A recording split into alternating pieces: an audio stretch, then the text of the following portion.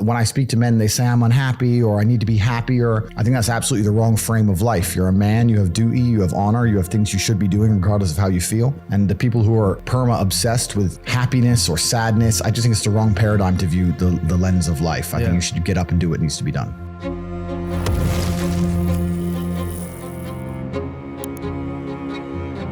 I think we're here to struggle and to learn. I don't think we're here to be happy. When someone goes, oh, but I want to be happy. Why? Why do you want to sit there and laugh? You were happy your entire childhood. That's your happy days. You're allowed to be happy as a kid. It's all over now, right? You're a man, you have responsibilities. We're also here to do important things, and important things are going to be difficult, and they're going to be hard, and you're going to get frustrated, but that's what gives you purpose. Anyone who's chasing happiness, I think that's a very feminine frame. I understand why some women just want to be happy. Girls just want to have fun. Fine. But you're a man, right? And if you're a man, then it's absolutely an utterly different experience of life. I think we're here to struggle. I think we're here to endure pain. I think we're here to just see how hard we are to kill. I think that going through terrible things and living through them and coming out the other side is one of the most fantastic things about being human. It's almost like once you understand what life is really about, there's no emotion which isn't enjoyable. The only emotional state which can be seen as detrimental is feeling nothing at all. But if you're sitting at home and you're feeling truly heartbroken, at least you're feeling something, right? And I think that's the whole part of being human. I think we're here to struggle. I think we're here to go through pain. That's so I wake up each day and go, what can I attack? What problem can I solve? You need to go and conquer. That's the purpose of life. God created us to learn and understand ourselves and understand other people and understand the world. And what did I say earlier? I said that you don't learn a lesson without pain. So you have to struggle to learn anything. There's only two ways to learn things, the hard way or the harder way. If you're smart, you can learn the hard way. But in my experience, 99% of the planet only learn the hardest possible way. If the lesson's even 85% effective, they'll make the same mistake. It's only when they completely decimate and destroy an element of their life do they sit there and go, oh, oops, now I get it. The mentors, the idols, the icons that they purport to the youth via the Matrix are degenerate because they want a degenerate class of semi-miserable, sad people. You're never going to be truly happy in your mind if you go against the teachings of God. I don't care how much money you make. If you're a bad person, you're not going to feel happy. If you snake people or lie to people or do bad to people, you're never going to feel happy true deep in your heart. True in your heart, we're intrinsically designed to do right and do good. And that's something that God gave us. And when you have that, you understand that that's more important than anything else. So these people who are up here promoting degeneracy, saying, take Percocets and bang girls and drink vodka and you're going to be great.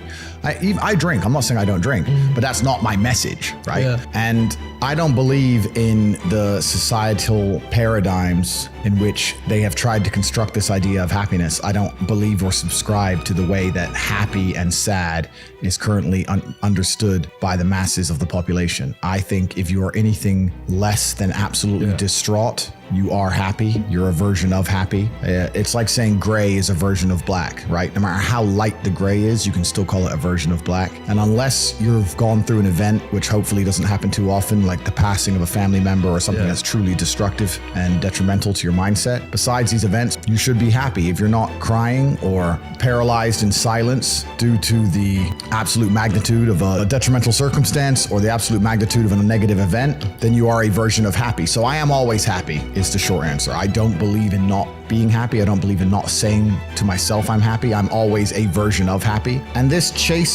idea of chasing happiness and always being concerned and preoccupied with how happy you are is actually the biggest mistake that a lot of people make, I think, in the world today, especially men who wake up and go, I don't really feel happy, so I need to get happier. And that's how they end up down a hedonistic path of drugs or alcohol or gambling, chasing pleasure. I don't care how I feel. I don't care if I feel happy or sad. It doesn't really affect what I do each day. I do the exact same things. I act the exact same way. I don't care. I don't put weight to the significance of the emotion. So I always consider myself a happy person, but if I woke up and I was slightly less happy one day than another, it wouldn't affect anything I do and I wouldn't put any relevance to it. I'm human and that's life. And so am I any happier now that I have hundreds of millions of dollars than before I was broke? Not really, but I was never unhappy. I'm the same state that I was then that I am now. I have work to do and I will do it. It's just simple as that.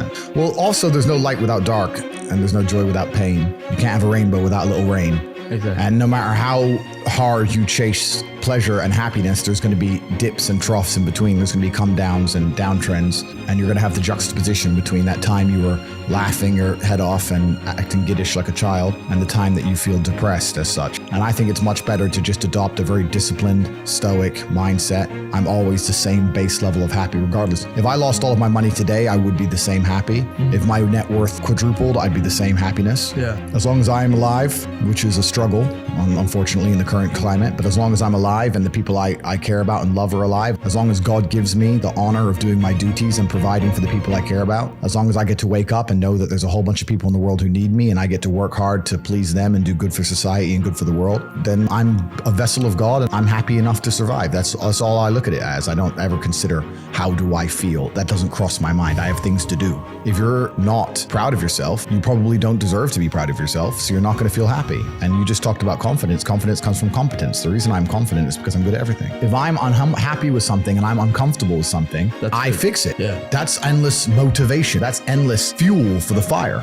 If I was unhappy with something about myself, regardless of what it was, I would be able to take all of that discomfort and turn it into endless energy to get the problem fixed. It's not about detaching yourself from your emotions. I feel every single emotion. It's using them all in a positive direction. If I feel extremely happy and excited, I'm going to use that as motivation or energy to do amazing things and do good and work hard. If I feel absolutely depressed and distraught, I'm going to use that as endless energy and motivation to do amazing things and work hard. It doesn't matter what you give me. Energy cannot be destroyed. It can only be converted and transferred. It doesn't matter what fuel you give me. If you give me diesel, petrol, kerosene, vodka, it doesn't matter what fuel you put in my engine only knows how to do one thing, and that is succeed. I think that you should do good things with any emotion you feel. What else are you going to do with it? If, let's say your wife breaks your heart. If you're not going to work, you can't sleep anymore. You're upset. She's running around with a new dude. You see her Instagram story. She got some new guy. You're furious and you're angry and you're jealous and you're bitter. You have all of this inside of you, but you're not going to go to the gym and work hard and become so fantastically in shape and so rich and so powerful that no girl ever leaves you again. You're not going to do that.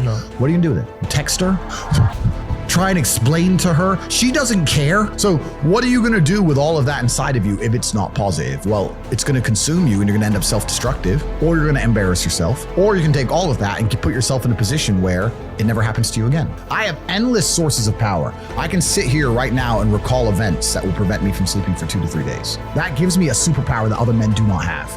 They want to go to sleep. They're tired. I can stop being tired for days at a time. I can just have a thought. I can remember, I can sit, close my eyes, and use the power of my brain to vividly remember events, and I will not sleep for days. So God has given me an endless source of power. And when people come to me and say, oh, this happened, I'm really sad, or my heart broke, or this bad thing happened to me, I say, good. Thank the Lord that He's given you this endless source of motivation.